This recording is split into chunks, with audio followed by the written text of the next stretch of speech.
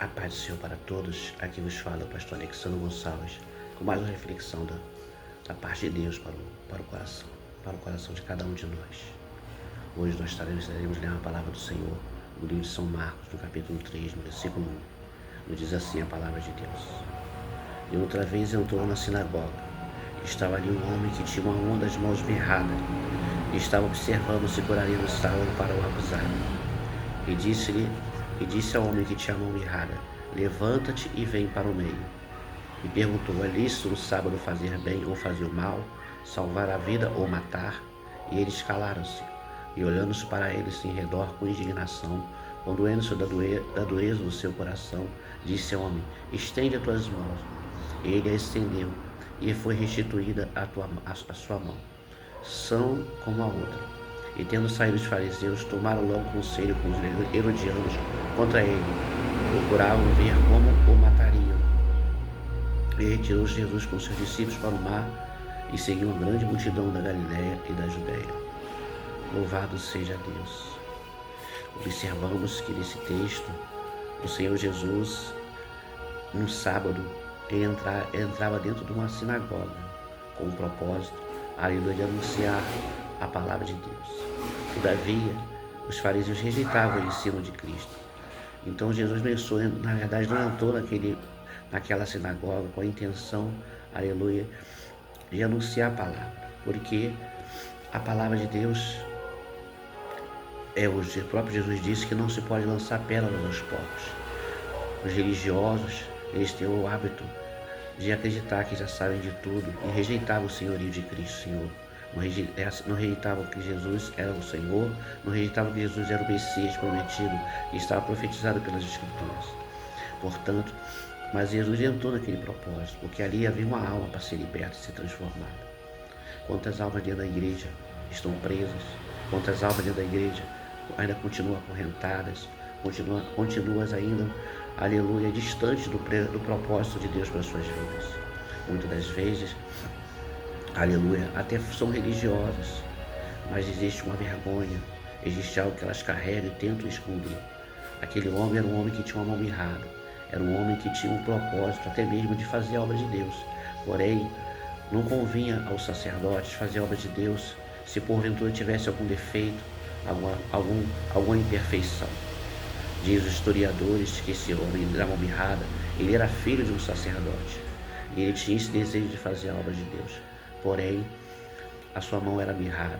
Era uma mão que era totalmente presa junto ao corpo, como se fosse uma lepra, e a mão dele era totalmente mirrada, né? Ou seja, não tinha como esse homem cumprimentar ninguém, não tinha como esse homem dar tchau para ninguém, não tinha como esse homem acariciar ninguém, porque a sua mão estava impedida.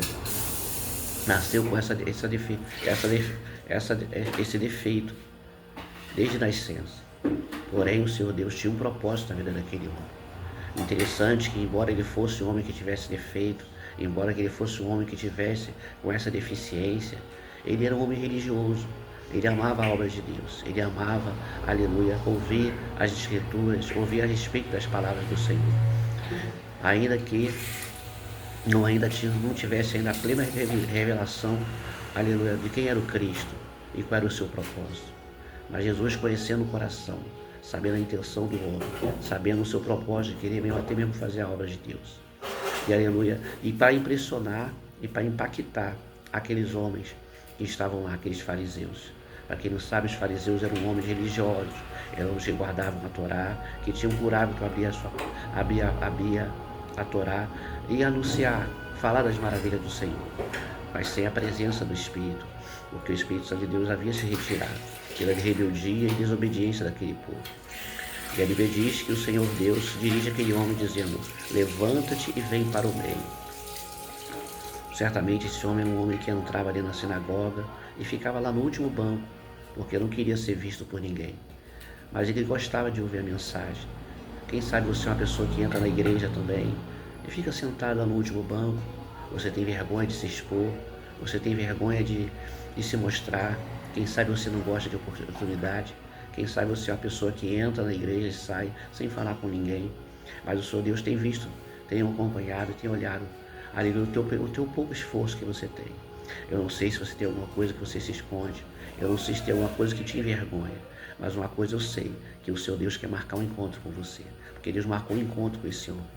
A Bíblia diz que, primeiramente, o Senhor dá uma ordem para eles: levanta e vem para o meio. Aquele homem podia chegar assim: Senhor, como eu vou para o meio, eu vou expor a minha vergonha, eu prefiro ficar aqui mesmo, eu não quero me mostrar para ninguém. Mas a Bíblia fala que ele obedeceu a voz do Senhor. Primeiro passo para receber a bênção do Senhor: obedeça a Deus, obedeça ao Senhor. A obediência, ela traz resposta, a obediência traz cura, a obediência traz milagre para a sua vida. E quando aquele homem ele vai e se apresenta perante todos, e todos ficaram olhando ele, o Senhor, antes de inaugurar, antes de fazer o milagre, ele pergunta para os fariseus, porque os fariseus pensavam assim: será que esse homem vai cometer algum tipo de ato num dia de sábado, porque o sábado era sagrado para os judeus, sábado era um dia que não se podia fazer nada. Mas ele perguntou: é lícito no sábado fazer bem ou fazer o mal, salvar a vida ou matar? E todos eles se calaram, porque todos eles, ainda no sábado, certamente davam comida para os seus animais, soltavam os seus animais para poder se alimentar, davam água. Aleluia. Então a hipocrisia estava dentro do coração daqueles fariseus. Mas Deus, ele não olha para a aparência do homem, ele olha para o coração, olha para o interior, e olha para o desejo que o homem tem de fazer a sua obra, ele se rendesse a ele. E a Bíblia diz que, olhando para eles em redor, com indignação, com doendo-se do desejo do seu coração, disse ao homem: estende as suas mãos. E a Bíblia fala que aquele homem, com aquela mão mirrada, ele estendeu. E na hora que ele obedece ao Senhor, imediatamente a mão começa a se restituir, a mão começa a crescer, aleluia, os tendões começam a crescer, vão se desprendendo, aquelas caracas, tudo aquilo que prendia aquela mão foi se soltando, de modo que aquele homem estendeu as suas mãos e a sua mão ficou tão sã quanto a outra. Ou seja, Deus restaurou a mão daquele homem. Louvado seja Deus. E o seu Deus quer restaurar suas mãos também. Quem sabe você também tem uma mão mirrada para a obra de Deus. Quem sabe você é um homem que não tem dificuldade para ofertar na casa do Senhor. Você é uma pessoa que se preocupa apenas somente com o seu bem-estar, somente com o seu conforto, com o seu luxo. Sabe que a igreja, ela não veio simplesmente somente de glória a Deus e aleluia. Ela depende de ofertas, depende de dízimos, porque a igreja, ela não é mantida pelo governo. Toda a igreja, ela tem despesas com aluguel, tem despesa com luz, com água, aleluia, com limpeza.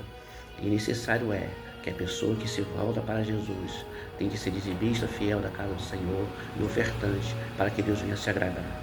Evidentemente, aleluia, esse homem, quando a mão dele é restituída, ele não recebeu somente ele não recebeu apenas uma cura somente para ele chegar e testemunhar que foi curado. Ele recebeu uma cura para que ele viesse a poder fazer o ofício que o seu pai fazia.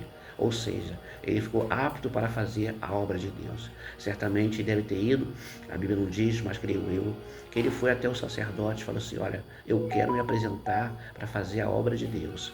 Eu quero fazer o que o meu pai fazia. Eu quero ser um homem que faça a diferença. Eu quero ser um homem em que o nome do Senhor há de ser glorificado através da minha vida. Espero eu que você venha se levantar. Se levanta desse chão que você está parado, está cansado, está deitado, está prostrado, porque Deus quer operar um grande milagre e um grande sinal na sua vida. Que Deus abençoe rica e abundantemente. Se porventura você gostou dessa mensagem, por favor, dê um like, se inscreva no canal, colabore para que muitas almas venham se render ao nome do Senhor Jesus. Compartilhe com o máximo de pessoas que você puder. Um grande abraço e até a próxima.